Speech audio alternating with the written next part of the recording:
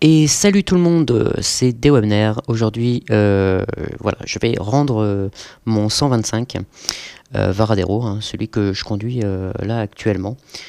J'avais déjà revendu ma NSR 125, toute verte d'ailleurs. Je vous montrerai un petit passage de la vidéo. Pourquoi je parle, c'est-à-dire, on va dire comment on appelle ça?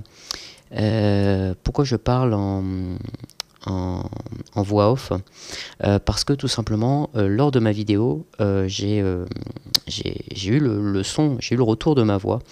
Ce qu'il y a, c'est qu'à 90 km/h on n'entendait plus très bien le son de ma voix, c'est-à-dire qu'il y avait énormément de saturation à cause du vent, et surtout que ce jour-là en fait il y avait énormément de vent. On doit sûrement le voir justement dans ma conduite sur ma vidéo, et on voit bien que parfois je me décale parce que j'ai beaucoup de vent, parce qu'il y a un moment où il y a beaucoup d'arbres et donc j'ai pas de vent, et puis il y a un moment où il y a une absence d'arbres, donc d'obstacle au vent, et du coup je me prends un peu tout dans la gueule.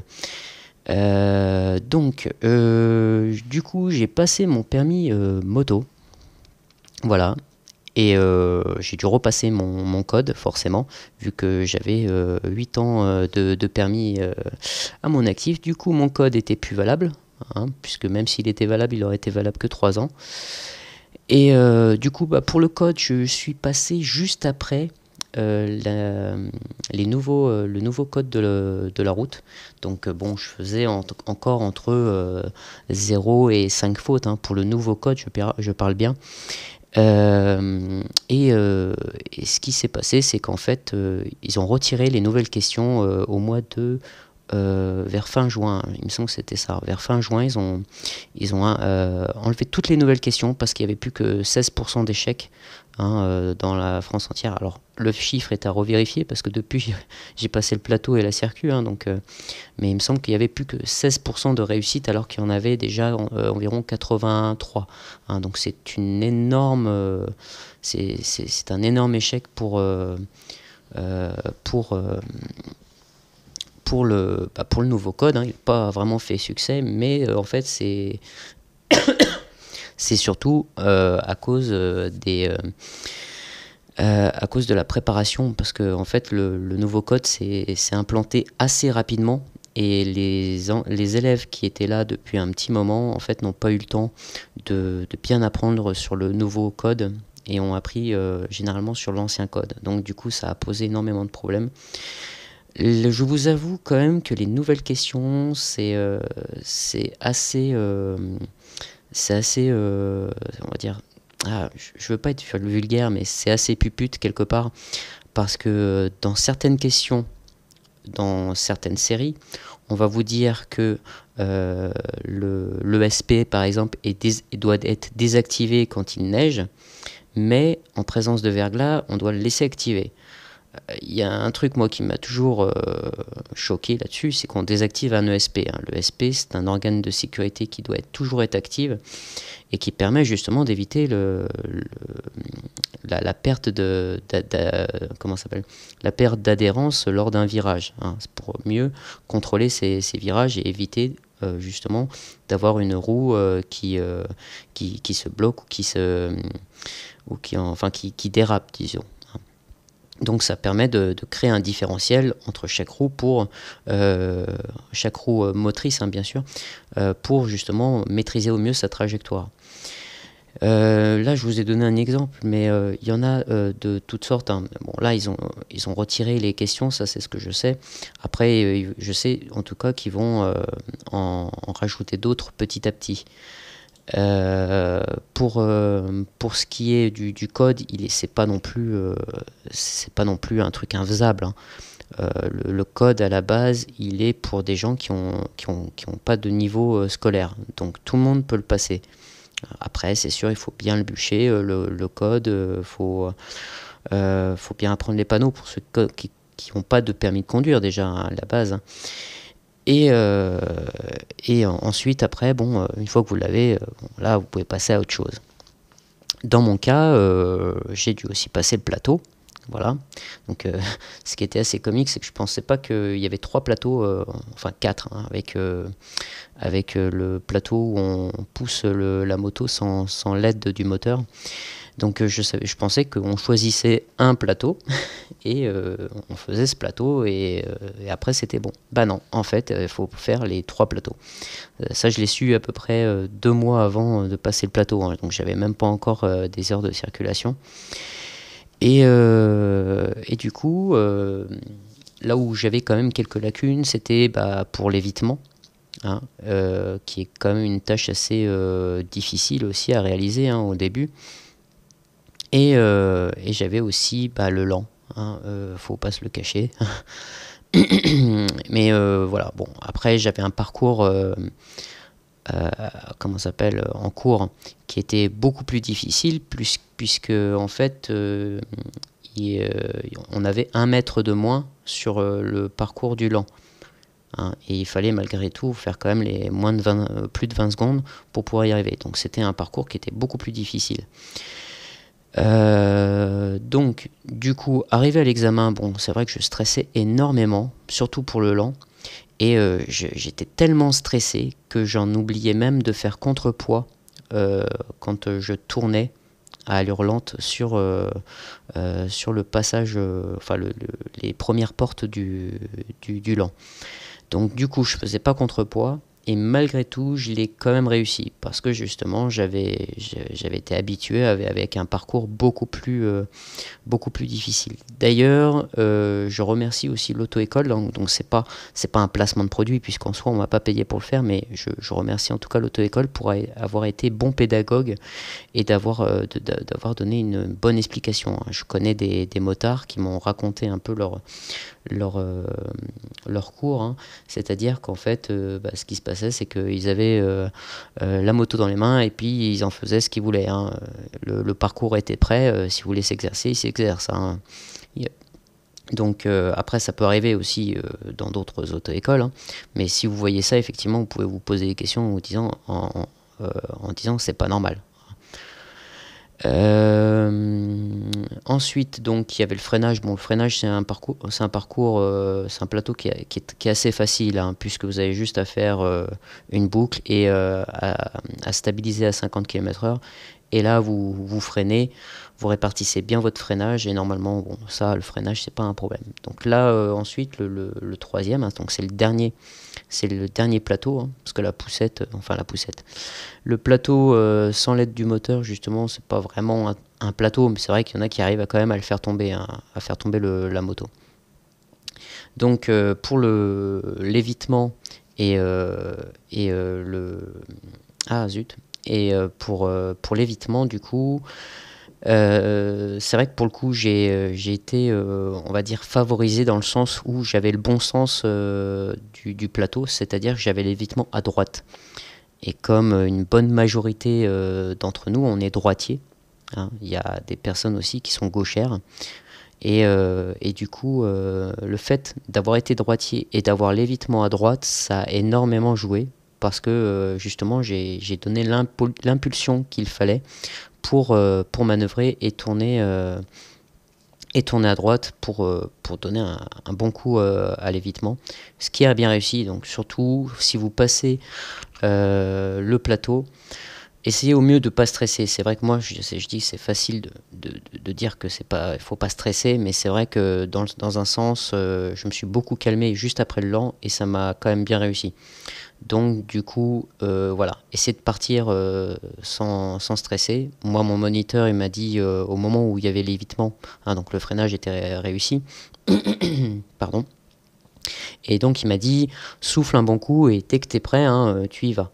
Donc vous avez quand même le temps de souffler un bon petit coup et puis de passer à votre examen. Pardon, hein, j'ai un peu la voix enrouée, hein. Et là où vous avez probablement beaucoup bûché, hein, c'est sur les fiches. J'ai énormément bûché sur les fiches. Je les ai lues, hein, aussi bien dans ma tête ou même survolées. Je les ai récitées à haute voix. Je les ai écrites réécrite à l'essentiel, c'est-à-dire les premières pages pour essayer de bien mémoriser l'essentiel de la fiche. Et je les ai même chantées. J'avoue qu'avec le chant, bon, il y a des fois où ça rimait un peu.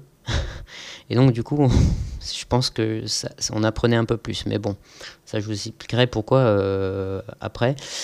Et donc du coup, bon, arrivé à l'examen, donc je re-regarde justement mes fiches, hein, parce que je stressais énormément, hein, parce que je me suis dit, si ça se trouve, je vais tomber sur une fiche où je me rappellerai même plus de de quoi ça parle.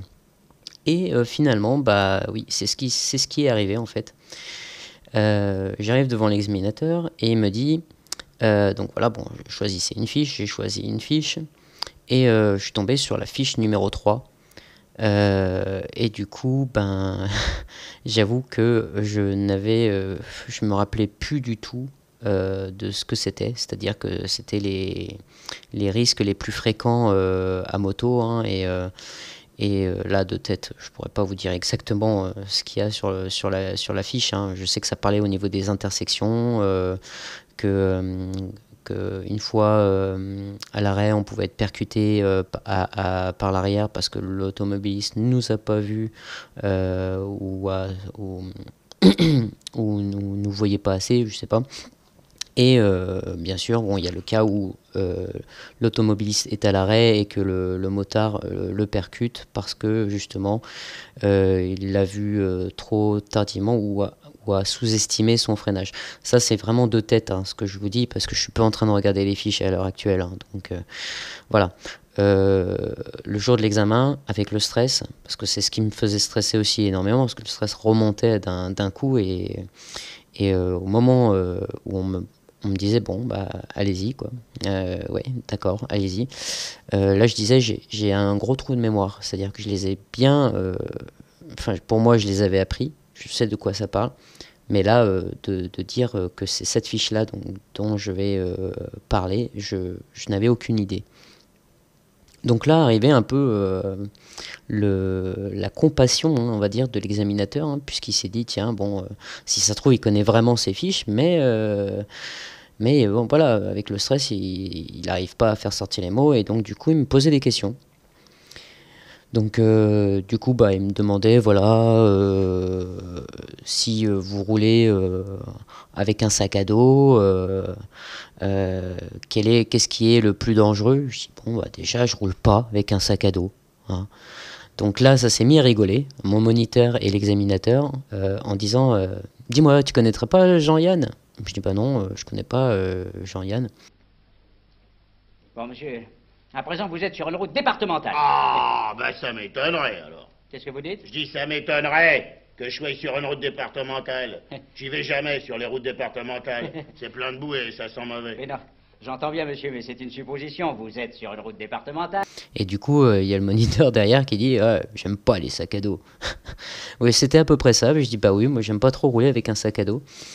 Et du coup, t'as le moniteur qui me repose une question, enfin la même question, hein, qu'est-ce qui est le plus dangereux dans un sac à dos quand on roule avec un sac à dos, en me disant bien, en admettant. Mais en admettant. Ah, je vais me le farcir. Quoi? Mais qu'est-ce que vous entendez Je par vais là? être obligé de me le farcir. Non, Mais enfin, vous monsieur- commencez à m'énerver avec vos questions. Bah oui, mais- Est-ce que je vous en pose des questions? Non, Est-ce ça- que je vous en pose? absolument pas. Est-ce que je vous demande qu'est-ce que vous faites si je passe ceci? Qu'est-ce que vous faites si je passe Non, cela? mais c'est moi Est-ce qui- que je vous oblige à aller sur une route départementale, Mais moi? qu'est-ce que j'irais Est-ce faire? que je vous demande pourquoi vous avez cette tête d'abruti, là? Quoi? Et pourquoi ça fait un bruit d'évier quand je la remue, hein? Que vous roulez avec un sac à dos. Je dis, ouais, bon, qu'est-ce qu'il y a de plus dangereux? Bah, je sais pas moi, par exemple, une bombe pour huiler sa chaîne, non. Donc il me disait non, pas vraiment, hein.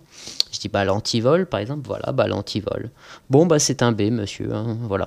C'est comme ça que ça s'est passé en fait. J'ai pas parlé 5 minutes sur la fiche et ça a suffi pour avoir un B.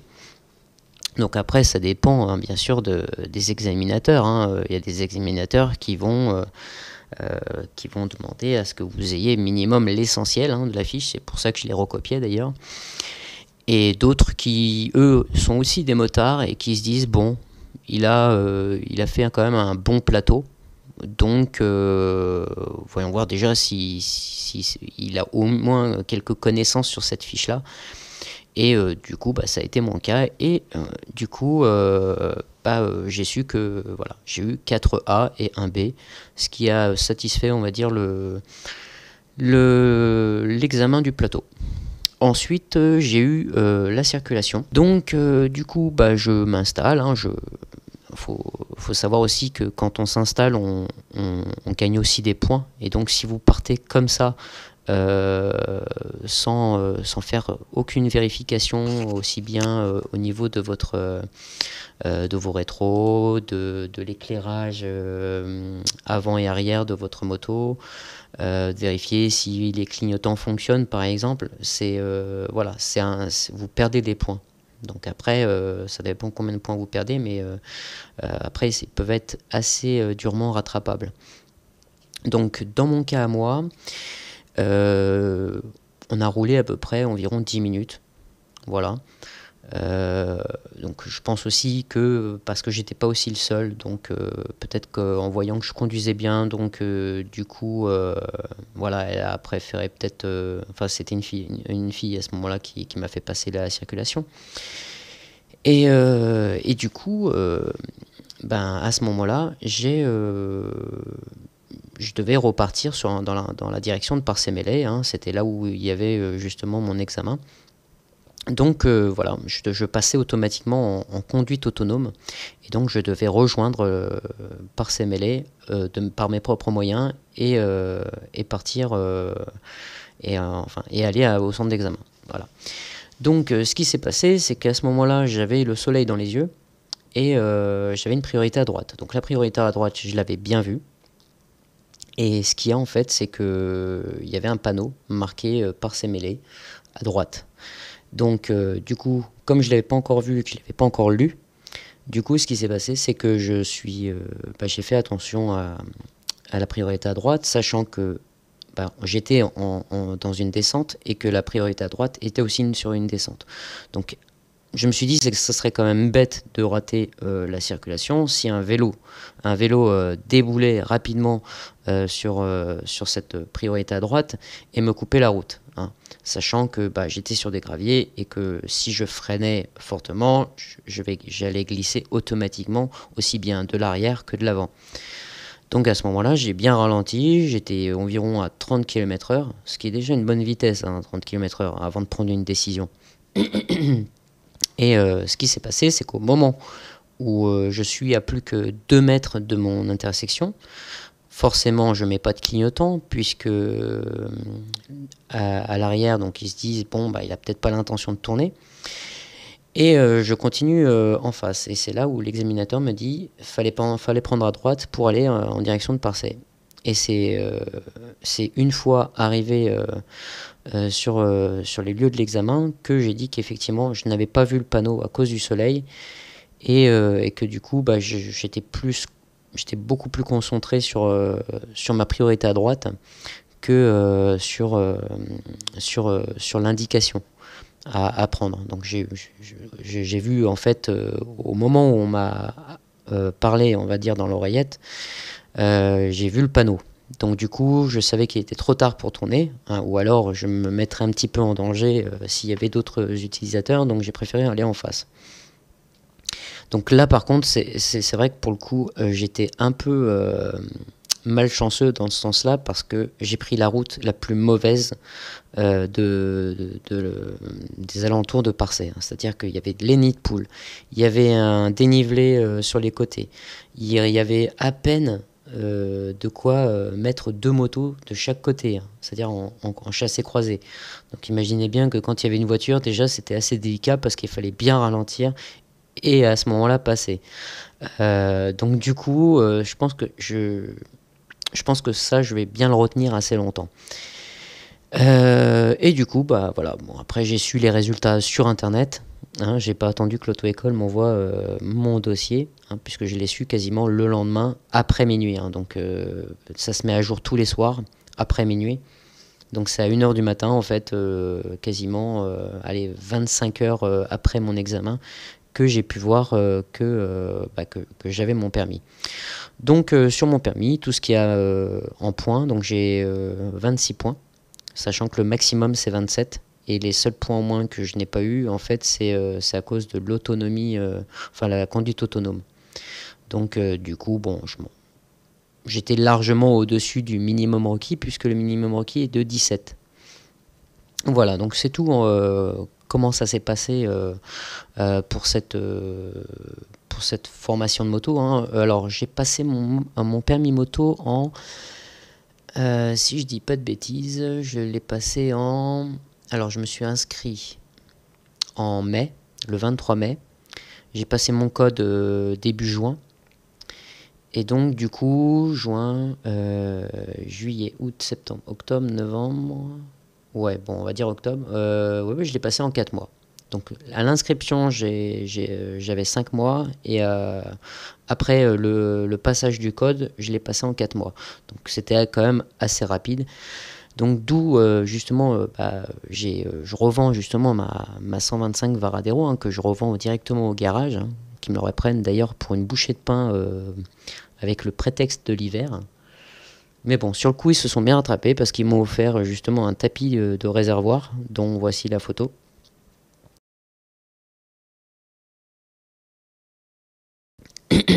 Et voici la moto de ma prochaine acquisition. Voici l'image de ma prochaine acquisition.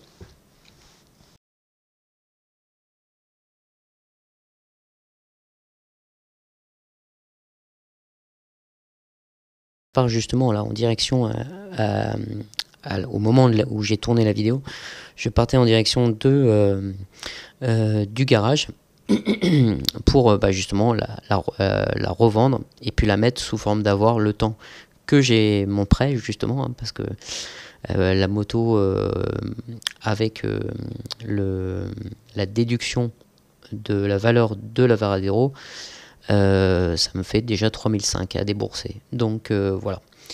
Donc c'est tout pour cette vidéo. J'en ferai une prochainement pour la livraison, hein, forcément de ma nouvelle moto, hein. On passera peut-être à une période où il commencera à y avoir du verglas, parce que c'est vrai que les matins commencent à être de plus en plus frais. Et je ferai aussi prochainement aussi des vidéos comme des vlogs, voilà. Donc là-dessus je vais essayer au mieux d'être assez dynamique, hein, sur la production de la vidéo, le montage, parce que c'est vrai que j'aime pas trop non plus ne pas faire de montage. Et mais bon, sur celle-ci en tout cas il n'y aura pas trop de montage. J'en avais fait une justement il y a quelques semaines de ça. J'avais fait une vidéo avec un bon montage, et le souci c'est que elle n'était plus d'actualité, parce que déjà je disais que je n'aimais pas trop les sportives, alors que 2 semaines après j'avais acheté une sportive, une NSR, hein, une NSR 125, dont voici une vidéo où je la conduis.